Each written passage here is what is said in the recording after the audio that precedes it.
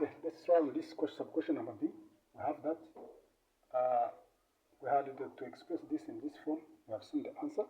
And then we need to find the solution. Hence, when you say hence, it means you are depending on the first one. Find the solution of this equation.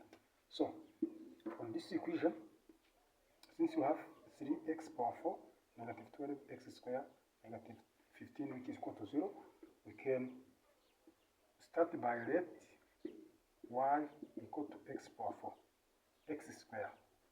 Yes. And if y is equal to x squared, automatically y squared is equal to x power 4. When we square both sides, then this means our equation will become 3y squared negative 12y negative 15 equal to 0. So, according to this equation, we have seen that this expression can be expressed in this one as a completing square. So, this is like 3y negative 2 squared negative 27 equal to 0. We can solve this. Okay, now this one can be solved. We have 3y negative 2 squared equal to 27. You can simplify by 3 both sides. When you simplify by 3 both sides, we remain with the 1 negative 2 squared, which is equal to 9. So, we need to remove this square by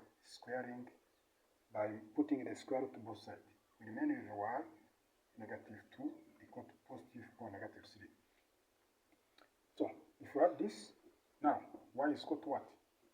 We have two numbers. It means that we need to find the y for both numbers. Y is equal to, for the first number, positive 3. Take this 2 positive, then, or another y is equal to positive 3, negative 3 for the second number, negative 3, then positive 2. This is 5, this is negative 1. Then, since we are finding x, and we are going to use this or this. So, for this, for y equal to 5, and y square is equal to x power 4. This means that our y here, 25, is equal to x power 4. Then x is equal to 4th root of 25. And when you put the square root, this is equal to positive or negative root 5. For y square, this is automatically rejected. Then for y square,